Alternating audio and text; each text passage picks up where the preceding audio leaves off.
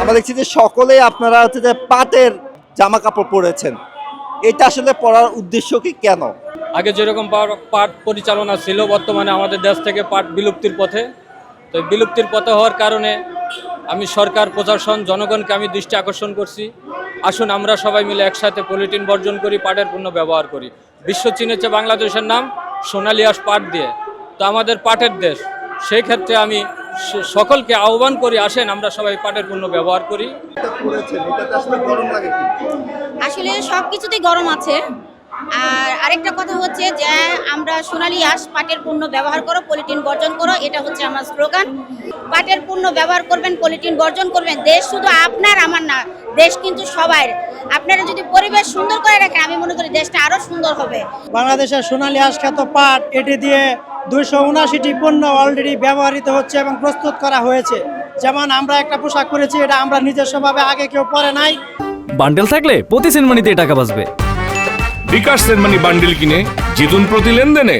এটার অর্থ এই যে এই পাট দিয়ে, সুতা দিয়ে, টেক্সটাইলে যেরকম তুলা দিয়ে কাপড় তৈরি করা হয়, এবং উন্নত মানের সাধারণ ফেব্রিক্সের মতো পাট দিয়ে কাপড় তৈরি করা যায়।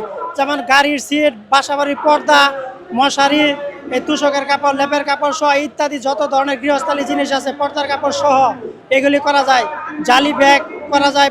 পলিথিনের বিকল্প অবশ্যই করা যায়, যেহেতু এত দূর এগিয়েছে বাংলাদেশ প্লাস্টিক পলিথিনের বিকল্প হিসাবে পাট দিয়ে এগুলি করার জন্য, এবং পাটকে সোনালী আঁশ হিসেবে বিশ্বের কাছে পরিচিতি করার জন্য পাট চাষ বৃদ্ধি এবং কৃষকদের আবাদি জমি সংরক্ষণ এবং তাদেরকে প্রশিক্ষণ, এবং পাট আমরা আমদানি প্রস্তুত করার পর বাজারজাতের সুব্যবস্থা এবং আন্তর্জাতিক বাজারে পূর্বের ন্যায় সোনালী আঁশ খ্যাত পাটকে আবার বিশ্ব বাজারে পৌঁছে দেওয়ার জন্য মাননীয় প্রধান উপদেষ্টা ওনাকে আহ্বান জানবো।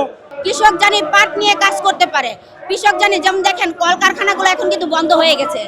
আমাদের এটা স্লোগান, আমাদের শ্রমিকের কাছে নামার একটাই অধিকার, সেটা হচ্ছে সাধারণ জনগণের কাছে পৌঁছে দেওয়ার। মানে হচ্ছে যে পাটের পণ্য ব্যবহার করবে, পলিথিন বর্জন করবে, পাটটা জানি তুলে ধরার জন্য, এটা জানি দেশের একটা রপ্তানি, দেশের একটা উন্নত হতে পারে, এটার জন্য আমাদের কাজ করা। যে উদ্যোগ নিচ্ছে আমাদের সোনালী আঁশ পাটের উপরে, আসলে এইভাবে কিন্তু আমাদের কার্যক্রম কিন্তু আসলে হবে না।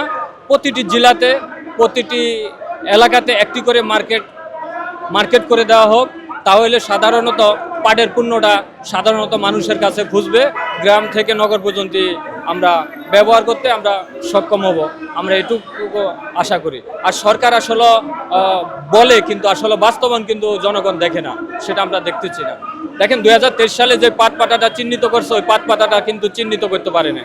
এতে আমরা নিন্দা প্রতিবাদ জানাই। আসলে রাষ্ট্রীয় একটি সম্পদ বিলীন হয়ে যাচ্ছে, অথচ তাদের কোনো মাথা ব্যথা নাই। এতে আমি অবশ্য নিন্দা প্রতিবাদ জানাই। আর সরকারকে আবারও অনুরোধ করব, বাংলাদেশের প্রতিটি জেলাতে যেন একটি করে পাটের মার্কেট করে দেওয়া হয়, আর কৃষকের পাশে যেন তারা দাঁড়ায়, পাট উৎপাদন করতে, তাহলে তারা সক্ষম হবে।